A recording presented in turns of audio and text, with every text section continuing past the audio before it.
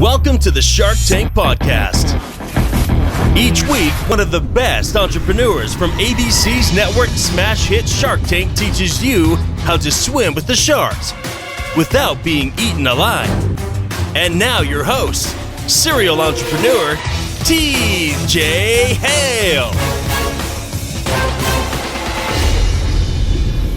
This is Mr. Wonderful, and if you don't listen to the Shark Tank Podcast, I will crush you like the cockroach you are.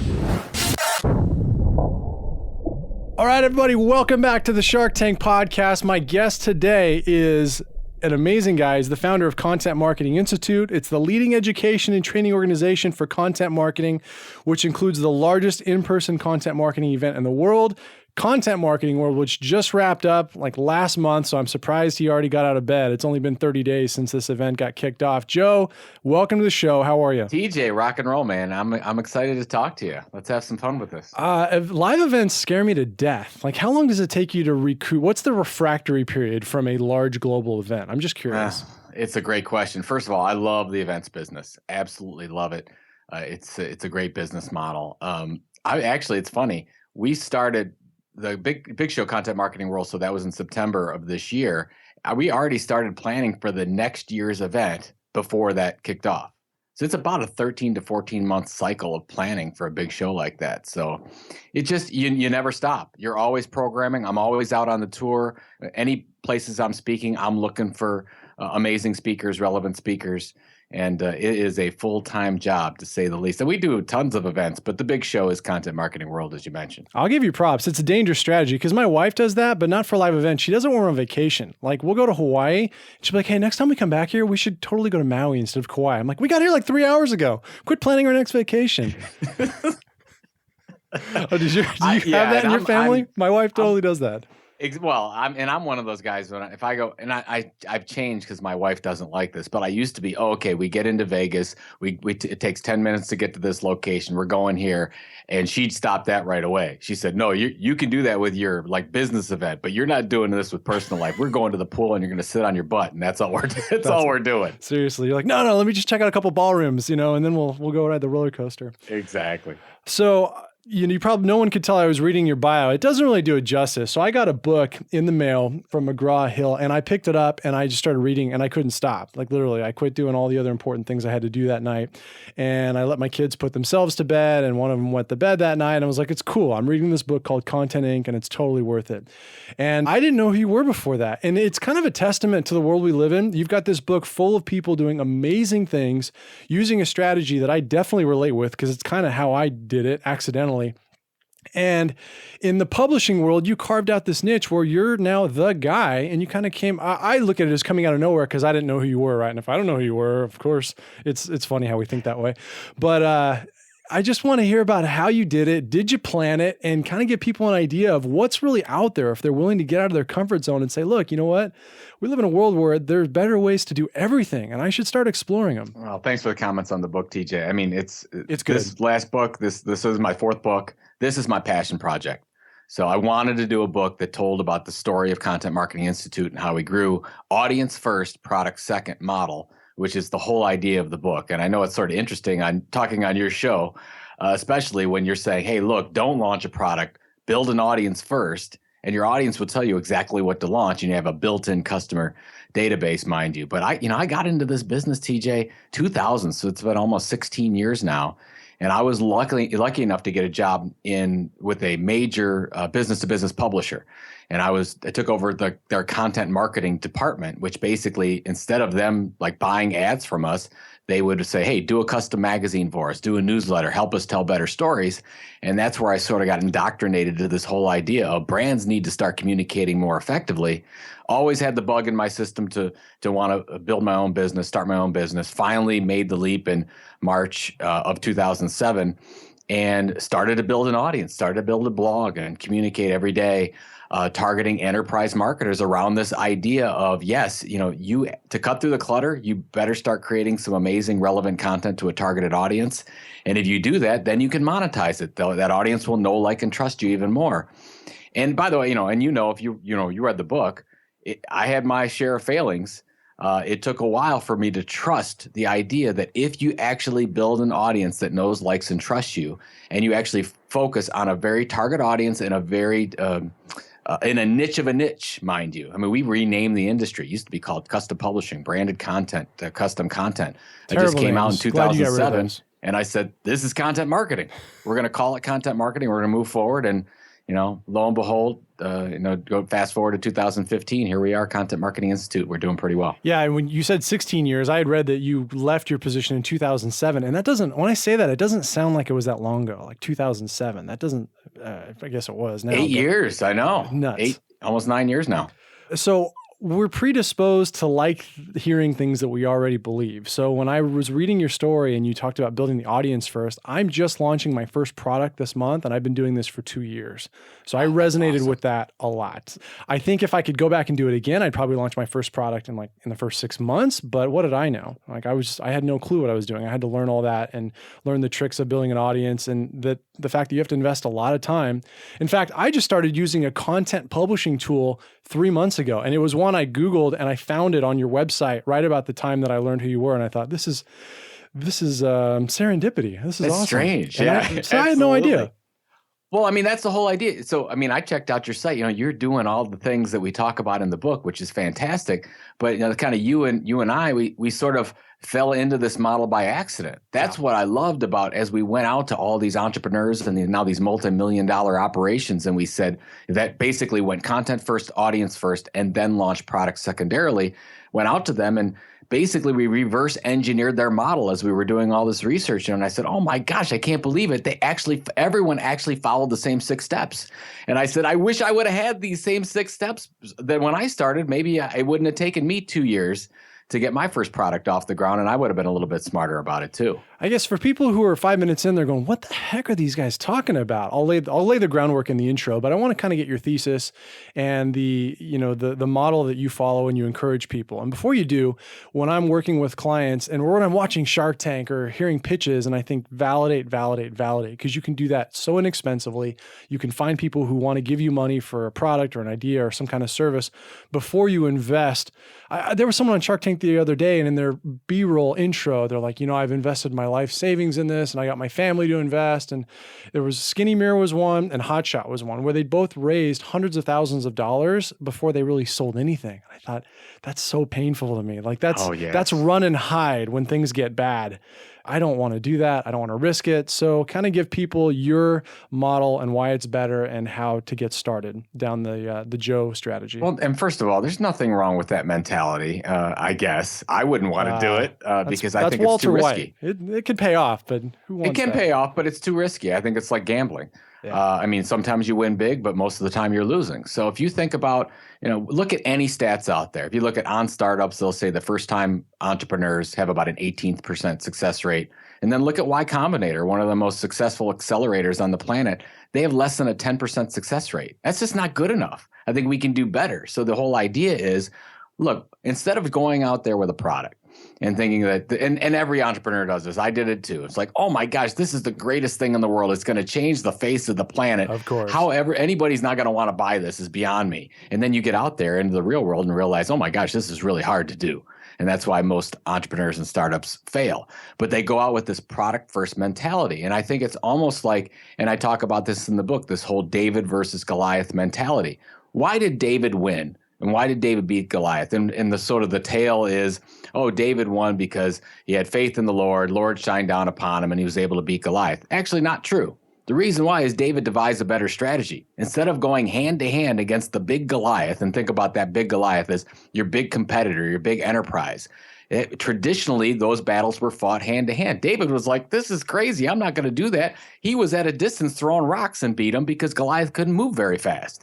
So that's why, and that's where I think we are at with entrepreneurs and startups thinking about maybe there's a better business model. And instead of going out with this product that you think is awesome, maybe you just find the audience you're trying to target. Focus on a content niche. We call it the content tilt. Focus on a tilt where you actually have a fighter's chance of cutting through the clutter online with all the information that's out there. And you can actually build an audience over time. And once you build an audience that knows, likes, and trusts you, ultimately, they will buy anything you offer them. if they already trust you. So just hold back my product is so awesome. Take the time, put the effort in to build the audience. And then once you do, then you can monetize that platform instead of and by the way, that's your customer list. When you build an audience, let's say you have an audience of 10,000, 50,000, 100,000 email subscribers, they're ready to buy. That's your audience. You've been sending them amazingly helpful content for so long.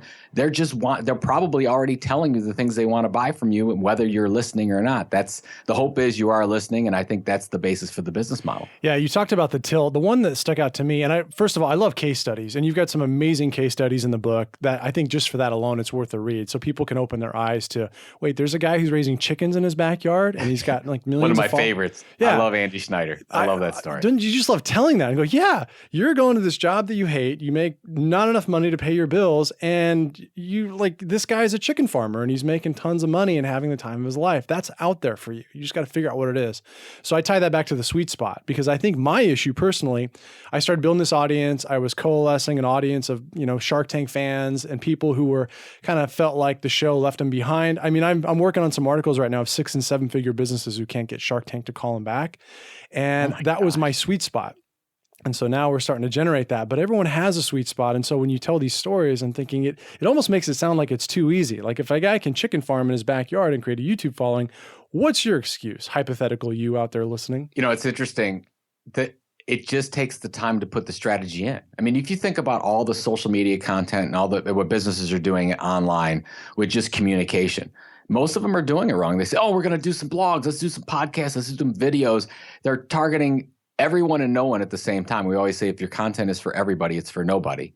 And it's just a mess out there. And that's why nobody can break through. But if you're really strategic about it, and that's why you say go through the sweet spot, find that area where your passion intersects with some area you have credibility and authority to communicate. Andy Schneider, the chicken whisperer, is a really great example of that. There was actually nobody out there in the world that had an expertise in raising chickens in your backyard. He became that expert, self-taught, actually went out to the different experts, researched this material. And then his friends started coming to him and said, hey, Andy, we want to learn more about this. He started to put meetups together. And then people from outside Atlanta were calling him. He put more and more meetups together. Then he built a radio show of 20,000 weekly listeners. Now he's traveling all over the world. He's got a magazine. He's got a book. He's doing amazing. He's getting sponsored by everybody. He is living the dream. And he did this by just thinking a little bit differently about how you go to market with your business model. And he sort of fell into it. But you don't have to fall into it. You could say, look, this is what I'm passionate about. This is where I have a skill level or a knowledge level that's a little bit higher than normal. And you could start to see a sweet spot that actually makes sense and then move forward with the model. I want to talk about you personally and your platform, because the media industry is interesting. In your book, you talk about how they're hopelessly confused. I follow politics pretty closely. Like that's my other love outside of business. And they just, there was the Republican debate recently where they basically said CNBC, it was almost like they were trying to commit suicide. They're showing how deranged they are. And we're not going to chat politics here. Fortunately, Marcus Lemonis came on right after and did his best to save their network. But I look at you personally and say, you mentioned in your LinkedIn article that you're going to be a $10 million revenue company in 2015. It's not like the media industry and the content industry isn't already full of people, totally congested with content creators. But you've carved out this profitable niche that's taking off like a rocket. So how did you do that? What's your tilt? So basically, we went out there and our tilt was, and we talk about in the book, we talk about like 9 different ways to find your content niche. So the tilt that you have little to no competition, where you actually have a fighter's chance of breaking through. We renamed the industry.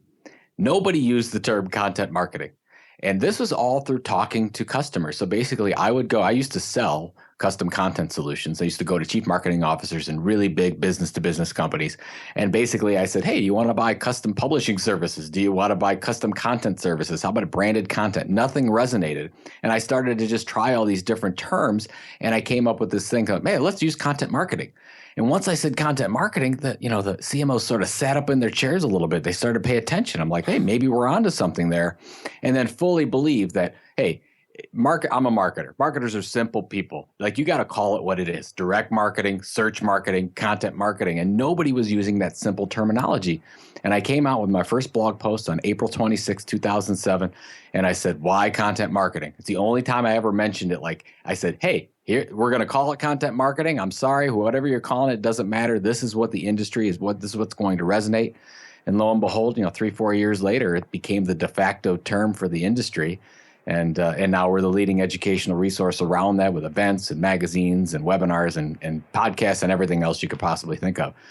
But it was interesting getting to that point and really saying, look, there's no way that Joe Pulizzi on my own is going to stand out and start talking like everyone else and to break through and get any attention. I had to change the linguistics, if you will. I had to change the conversation. And I said, this is what I think makes the most sense. This is why. And more people started to get on board with that. And it's a lot easier to actually, around content, to build your own content niche and to be the leading informational resource in that niche than to compete against 50 other people, 100 other people saying the same story. That's the biggest thing, TJ, that businesses make the most mistakes. They'll look at keywords and they'll say, oh, we better talk about this. They're telling the same stories as everybody else is. You got to tell a different story. Yeah. If you don't have a differentiated story, nobody's going to care about you.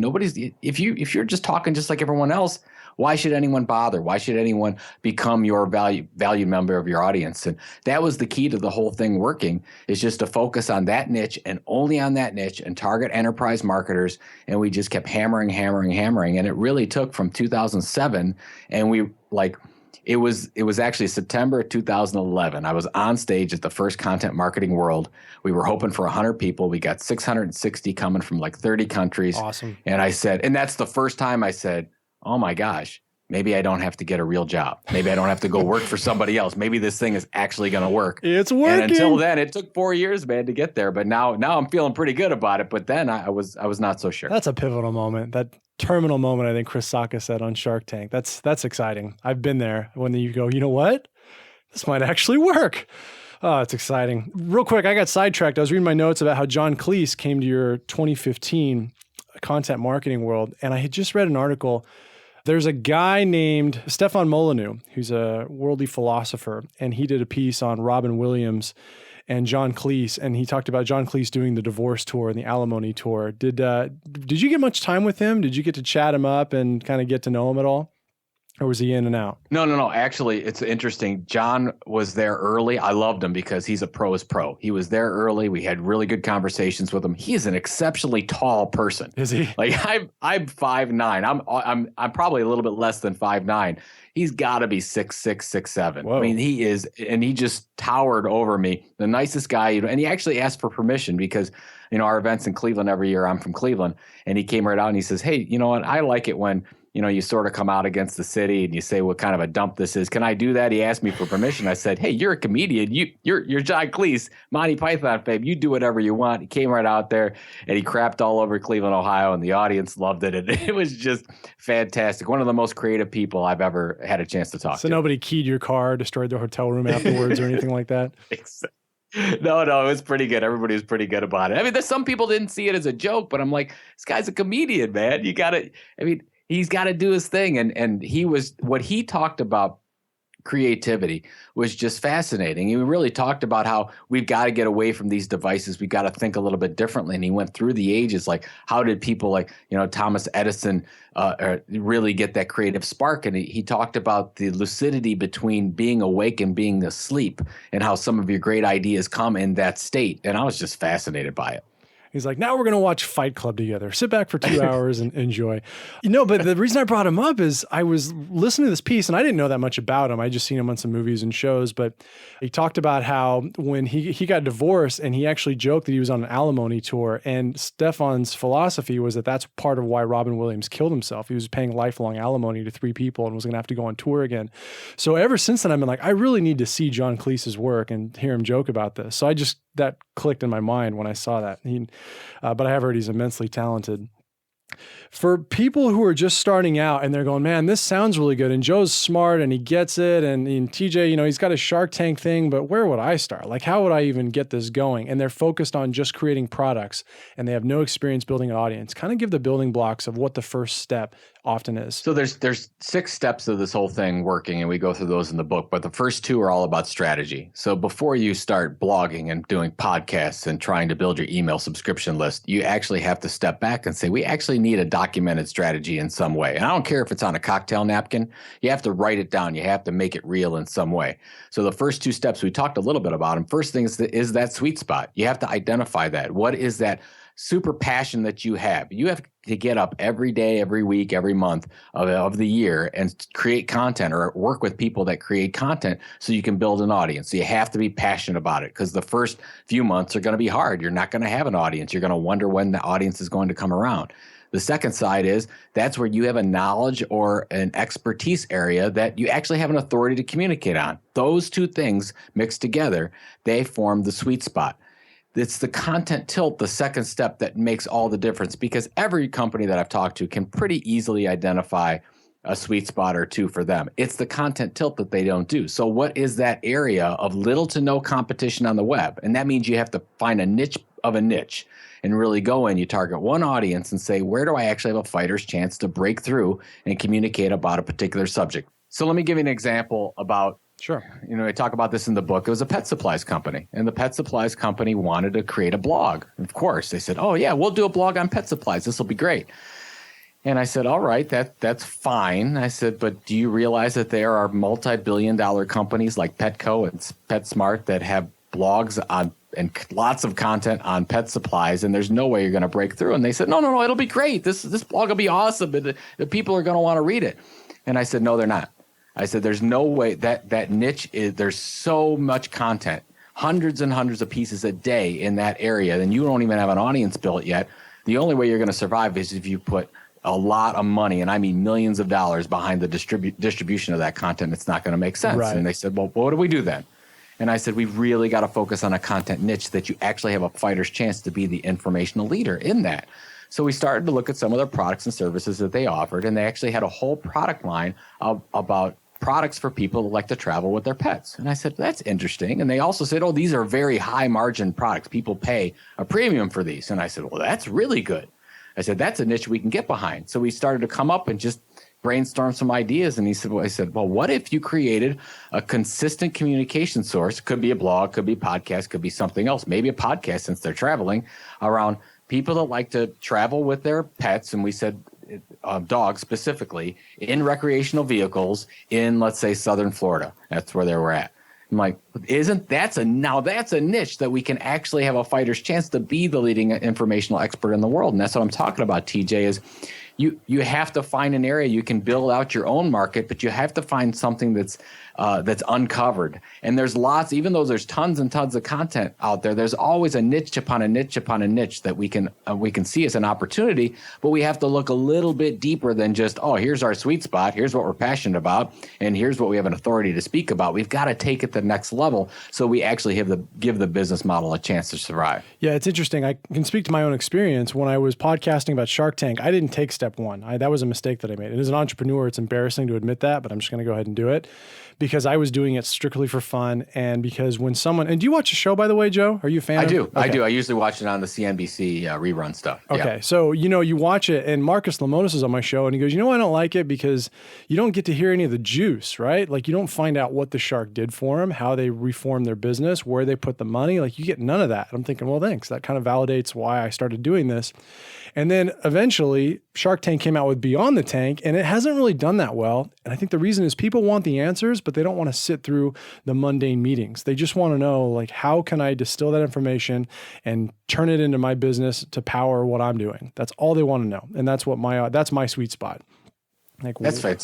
And how long did it take you to get there?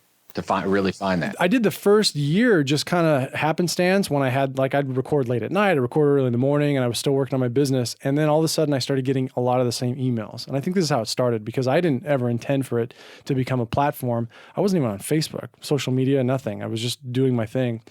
And when people started asking the same questions about how to get on the show, what tips are you learning? What happens after they get there and when they sign the deal, and how much money do I need for legal fees? I had people on Shark Tank call me after they shook a shark's hand and said, hey, can you introduce me to anyone who could answer some questions about this contract I just got? I'm thinking, oh my gosh. And that's amazing. What I find is I would get these questions and I would talk to them like, well, don't you know anyone? Didn't you talk to anyone who went on? They're like, no, nobody will talk to me. And the reason is ABC has this powerful contract that hangs over their heads like the sword of Damocles. And not only do the entrepreneurs not talk to each other, the sharks don't communicate that much either. So I know people on their team who'll be like, hey, what's someone on Barbara's team doing? Or what's Mark's guy doing? And they don't communicate at all. I'm like, I'm the only guy who knows all this stuff. Awesome. And that's when I figured out that was my sweet spot. That's fantastic. It's interesting. Just another example. I was on a podcast yesterday. Really, really good guy on startups, and we were talking about the Content Inc. model, and we were going through it. And he was saying, Joe, he says, I've been blogging, I've been podcasting for the last 18 months, and like I'm just not getting an audience. Like, what am I doing wrong? And I said, well, what's your specialty? It's like, well, I talk about startups. I said, well, is that it? It's like, you just talk to startups? And it's like, yeah, pretty much. Like, I just want to get their background and what they're challenged with and whatever. And I said, no offense, I love you. I think you're a great guy. But so do 1,000 other people. Yeah. Actually, probably 10,000 people. Yeah. What is your tilt? What's your differentiation? What will give somebody an excuse to just pay attention to you and not pay attention to somebody else? And you've really got to think about that. I mean, it just took you a while, took me a little time to really find out what that was. And the sooner people can realize that and really differentiate themselves, just like a great trade publication. Trade media is notorious. That's the way they've done it. That's how the trade media business, all those magazines that you see out there are now content brands online. They all found that niche. And until they found that niche, they weren't successful. Yeah. And it's funny because there's so many business podcasts. And so I'll tell people, oh, it's Shark Tank. They're like, oh, another business one. I'm like, look, if you go on the show and you do $1 million in sales from 50,000 3 years before in 1 month, you're going to spend a half an hour figuring out exactly how that happened, because they're not talking about it. They're not talking about whether or not the shark actually gave them money or if they got hung out to dry, and you can't get that anywhere else. So I can't really publish a lot of it, but we always talk about it on the podcast. So it's a little interesting walking the line. That's great. If someone wants, so another saturated market, live events.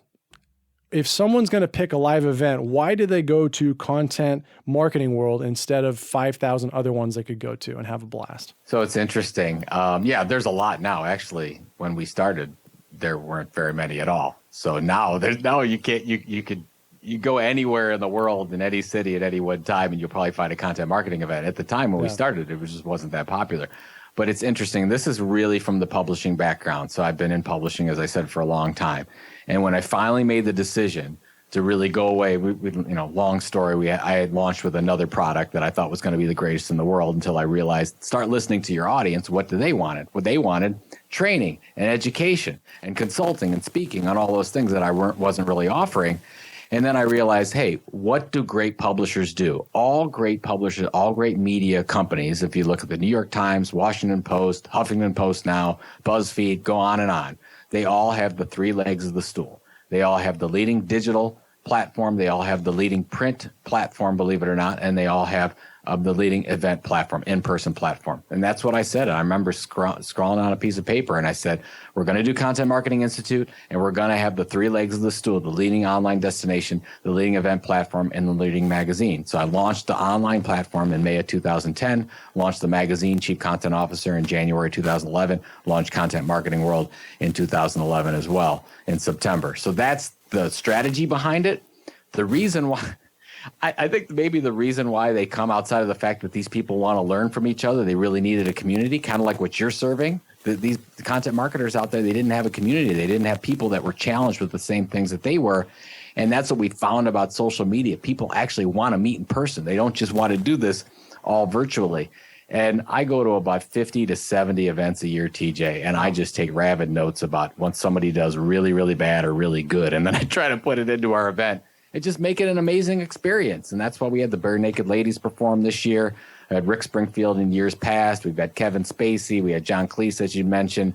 It's really a fun time. You have to have fun first in an event, and then you can open the opportunities for education. Yeah, and that's actually, when you were talking earlier about the escalation of this process of building a platform, I'm kind of in that middle stage where now I get asked to speak, and I get to do events, and I come on other people's podcasts, and you look back and go, wow, I couldn't have planned this, but it's a lot of fun. It's really cool. And the main thing you get out of it is you get to meet so many cool people. It starts to become easier as it gets funner. And I'm not telling you anything you don't know because you're running the event. For people in the audience, just thinking about what that process looks like for them and standing in the middle of it, looking back, I can tell you it's so worth it. And as I read your book, is that the best part for you? The fact that now all these people you write about that come to your events, that are involved with your organization through some method, are now friends or colleagues or people you can pick up the phone and call. To me, it's the most exciting thing I do every day. I'm like, guess who I just talked to? It was amazing. When we first started our talk about influencer strategy in parts of the book, like how do you start building an audience and you're leveraging other people's platforms. When we first started this, there were, all the people where our customers were hanging out. I didn't know any of these people. I had a top 40 list. Now, most of those 40 people, I'm really good friends with them. I absolutely love that. And they reach out to me. I reach out to them. We get together at these events. It's great. And that's the amazing thing that happens. And that's a thing that you cannot get from a cold call. You can't do traditional business as usual and have those types of relationships. If you provide value to those people and help them get an audience or help them with their content efforts, help them solve their own business challenges, that's where you build amazing relationships. Yeah, I know people ask me, how'd you get the sharks on the show? I'm like, I asked them. Like, well, yeah, but what? Do you want to come on? Like, if you do it, it's funny. I was watching a show the other night where they're talking about the budget bill. Again, politics. Sorry, everyone, it's boring. But the difference between the private economy and the government market is we don't go out and ask for money and for the investment and for all these things before we've done any work. Like, we put in the sweat equity. We do it for free. We do it on faith. We shoestring it. And then after you built up enough work, I go to someone like KevinO'Leary and go, hey, I've interviewed 6 of your entrepreneurs. And they all talk great about you. We've given you all this press. Can you come on the show and talk to me for half an hour? Yeah, sure. When do you want to do it? Like, it becomes very easy once you've shown people you have a reason to draw them in. And I think that's what gets lost with most of these entrepreneurs. You want to make it easy on yourself? Like, do the work first. Show them the body of content that you have, and they can't say no. Make it easy for them. Well, the thing I love, like, just take I'm hoping this will have, maybe you've seen way more than I have of Shark Tank. So just Probably. take it from that perspective. But I would love to have somebody come on and say, when you get that question from one of them that's going to say, well, how do you think you're going to market this? And you could say, well, we basically have 200,000 email subscribers that open our email every day, and they love to get our content, and they're ready and willing to buy this product right now.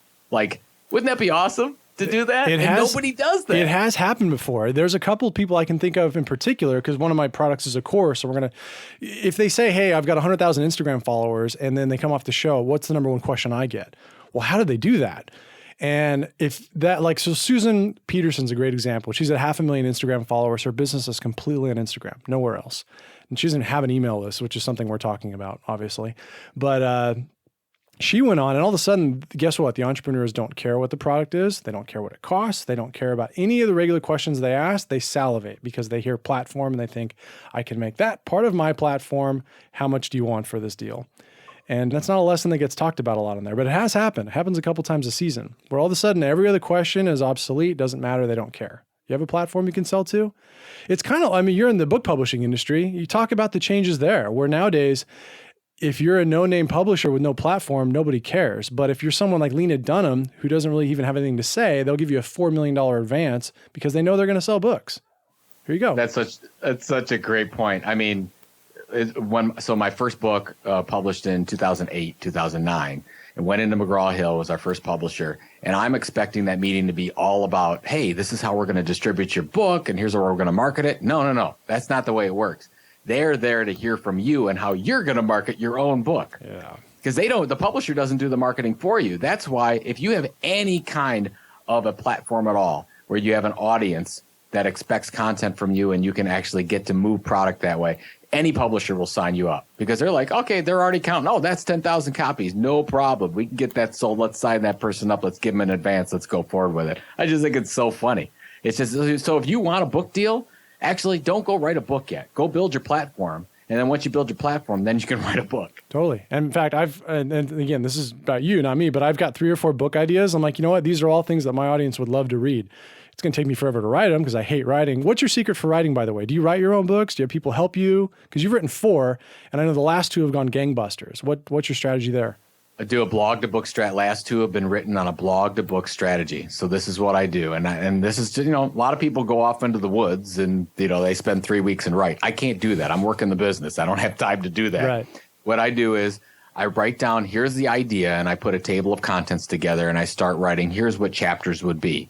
And then I basically, I write for LinkedIn, I write for Entrepreneur, I write for our own Content Marketing Institute blog. I got a lot of things I write for. I just fill in the chapters. Okay, write chapter. And basically after 6 months, I've got 75% of a book done because I've been writing the chapters for other things that I have to write for. And then I take 2 weeks. Usually I take it over vacation in March or April. And I sit back and I start to just, slot the content in. And then I do a content gap analysis to say, well, what's missing? And I feel I usually have 10 to 15% of the book I have to write yet. I write that up. I send it to the editor, and off we run. It's the best process in the world because I get value of it around the whole way. And I've talked to a lot of writers out there that don't like to do it because they want to save it all. And they go, oh, we can't let it all go. That's bull. Like, get it all out there. The book is just a format that people want to get your content in. They can get it all on the web. I tell them, hey, if you want to put together Content Inc. and you don't want to buy it, you can find all the content out on the web somewhere. But if you want it in the way that I've positioned it and packaged it with the book, you're going to have to buy the book. So I think that's absolutely the best way to do it.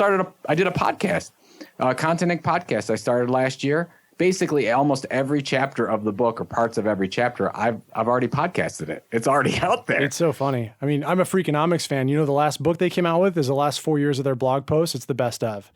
And I heard them go, gosh. You know, who would, and the one guy, and this is Freakonomics, I don't know if you follow them, but they have some funny stuff. And he's like, who would buy a book full of blog posts they can look at for free? Apparently everybody, because everyone's lazy. They don't want to go through 4 years of blog posts. Mm-hmm. Just give me the top 10. Well, Seth Godin did the dip. Yeah. He basically says right out, just so you know, you can find all this content on the web somewhere, but I put it in this nice package for you if you want it. And like, I bought it. I was crazy enough to buy it too. So totally. It's the same way I get the sharks on my show. Make it too easy for them to say no. Exactly. Joe, I'm really glad you came on the show. I think that you've got a wealth of knowledge that will help people at the stage, whatever stage they're at. So I'd like you to tell us where people can go to find you, where they can get on the list to get your free content. And if you have services that you sell, because I don't know that you do or not, I just know about the conference, who is your customer? How can they reach you? Yeah, absolutely. So if you're interested in content marketing as a discipline, you want for it to help your business, contentmarketinginstitute.com. That's the business, has all our resources, services, and whatnot. Everything about the book is content-inc.com. There's a free chapter and a couple free downloads there as well if you want to check it out, and all the links to where to buy it and the audiobook's available and all that stuff. And then, joepulizzi.com. I speak all over the world. You can find my speaking schedule on there and get in touch with me. And then I'm at Joe Pulizzi, Pulizzi on Twitter. You got Phoenix on your schedule by chance? Because everybody kind of skips over us, go straight to LA. And don't do a lot of Phoenix. I mean, we're coming up with our content marketing master classes. I've got San Francisco, San Diego, and Austin, so I'm right around you. But we'll be in our Intelligent Content Conferences in March, and that's in Vegas. That's somewhat close. Yeah, people stop in Scottsdale for R&R, and then they go speak in wherever the next city is. Exactly. As close as we get. I love Scottsdale. I got friends there. It's a great place. I love it. Joe, it's been a real honor. Again, the theme is the absolute best way to start a business is not by launching a product, but by creating a system to attract and build an audience, and Joe can teach you how to do it. So check him out. I'll link to everything in my show notes, but it's an honor to have you jump in today, and I appreciate it. Good luck out there. TJ, thanks so much. If you ever need anything, just let me know. Class act. Thanks, Joe. Appreciate it. Thank you for jumping in to the Shark Tank podcast. Please subscribe to the show on iTunes and head over to sharktankpodcast.net to get the show notes from each episode and join the free Shark Tank Insiders list. You can also find us on Instagram and Facebook at Shark Tank Podcast and on Twitter at Shark Tank PDcast. I'm a big fan of money. I like it. I use it. I have a little. I keep it in a jar on top of my refrigerator. I'd like to put more in that jar. That's where you come in.